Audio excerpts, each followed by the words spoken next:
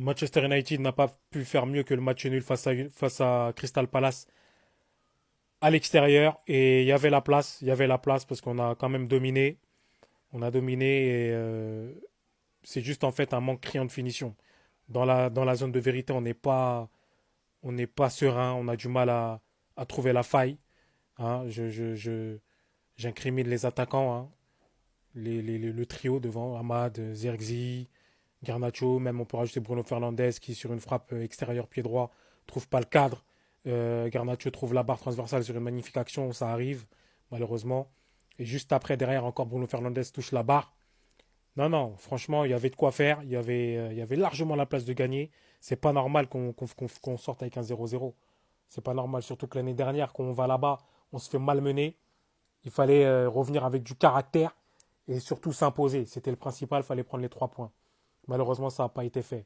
Maintenant, sur l'ensemble du match, sur la prestation même, sur le papier, on va dire, ce qui a été aligné sur le terrain, c'était cohérent. Et ce que j'ai vu sur le terrain, ça va. C'était correct. La défense a été très bonne. Onana a fait son match. Le milieu de terrain, moi, j'ai envie de parler d'un joueur. Moi, je dis, ça y est, le totem d'immunité pour lui, ça y est, on doit lui reprendre. Et il faut juger ses matchs à ses performances. Il est temps de le juger correctement. C'est bon, il y en a marre de dire oui, c'est notre maître à jouer, on ne peut pas trop le critiquer. Ok, c'est vrai, il nous a sauvé des matchs l'année dernière, l'année d'avant, d'accord. Mais les gars, quand il joue mal, il faut le dire. Là, il est créateur de jeu, il trate plus de 20 passes. J'ai vu, il a perdu plus de 20 ballons. Plus de 20 ballons, des passes, que des passes ratées. Il t'a fait 9 passes longues, il en a raté 7. C'est beaucoup pour un créateur de jeu. C'est énorme. L'occasion où il met l'extérieur du pied sur la frappe, il doit la cadrer, je suis désolé. Il doit la cadrer. La deuxième frappe, juste après Garnacho, quand ça tape la barre, il doit la mettre celle-là. Il doit la mettre. Garnacho a usé de son crédit, ça y est. Enfin, Garnacho. Bruno Fernandes a usé de son crédit, ça y est, fin. Fin. Il est temps de le replacer. Pour moi, en 8, ce mec-là, c'est un 8, c'est pas un 10, c'est pas un créateur de jeu. Lorsqu'il jouait au Sporting Portugal, il était 8. Quand il jouait à Udinese, il était 8. Pourquoi quand il joue à Manchester, on le met 10? C'est pas un 10, c'est pas un créateur. Eriksen a été aujourd'hui plus créatif que lui. Pour moi, Eriksen a été plus intéressant dans l'animation offensive que Bruno Fernandes. Même Zirkzee, lorsqu'il décroche, dans les décalages, dans le fait de trouver des espaces, il est plus intéressant que Bruno Fernandes. C'est pas normal. Zirkzee doit jouer, pour moi, en 9,5. On décale Bruno Fernandes devant la défense en mode Regista et créer le jeu à partir de derrière. Ça veut dire qu'il doit jouer aux côtés de Mainou. Aux côtés de Mainou. On met en 9,5 Zirkzee ou bien on met en 10 Eriksen. Eriksen est un pur 10. Et en 9, on met Rasmus Højlund. C'est tout.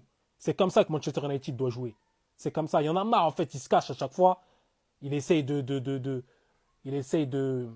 minimiser, en fait, ses contre-performances en se cachant, tout simplement, sur le terrain. C'est à chaque fois la même chose. Des décisions bizarres. Il centre. Ça va même pas à destination. Il fait des extérieurs. Il n'arrive pas à les faire. Il faut arrêter. Il faut arrêter. Il faut dire les termes, en fait. Ça y est, il y en a marre, en fait.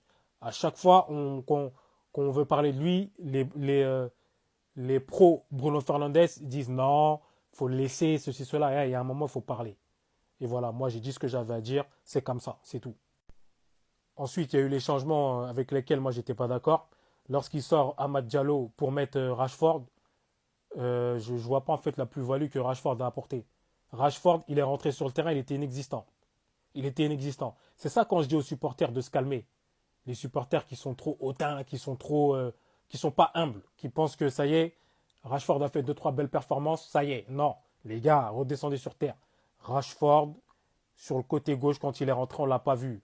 Amad Diallo aurait dû rester sur le terrain parce que quand Garnacho a basculé à droite, on n'a eu aucun danger dans le couloir droit. Aucun danger. Mais vraiment. Et c'est pas normal. C'est pas normal. Faire des changements pour faire des changements, ça sert à rien. Il faut, quand tu fais un changement, il faut qu'il y ait une plus-value sur le terrain. Il faut qu'on voit qu'il y a vraiment. Il faut que tu apportes quelque chose, en fait. Si tu rentres juste pour rentrer, ça sert absolument à rien, en fait. C'est pas la peine. Ce changement, pour moi, il a servi à rien du tout. Il faut parler de ce monsieur-là, hein, Mazraoui. Latéral droit, excellent. Exceptionnel depuis qu'il a signé à Manchester United. Il est exemplaire. Il fait que des top performances, que des masterclass. Franchement, il n'y a rien à dire. Il n'y a rien à dire sur ce transfert-là. c'est le meilleur transfert pour l'instant de Manchester United. Il fait extrêmement plaisir à voir sur le terrain. Il est juste, il joue parfaitement, il défend bien, il attaque bien, il apporte le surnombre au milieu de terrain quand il faut rentrer dans l'axe.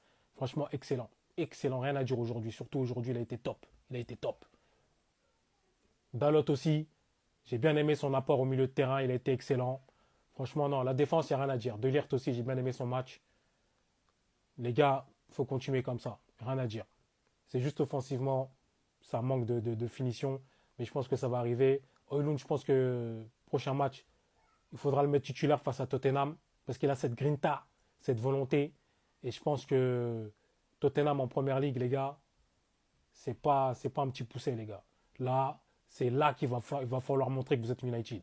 Juste avant, il y a le match en coupe pour se mettre en confiance face à Twente, une équipe hollandaise en coupe d'Europe. Là, il faudra gagner, c'est la victoire ou rien. Et ensuite, le week-end, c'est face à Tottenham. Il faut préparer ce match-là face aux Hollandais de Twente. Donc voilà, c'était tout pour moi. Je vous souhaite une excellente soirée. On se dit à bientôt.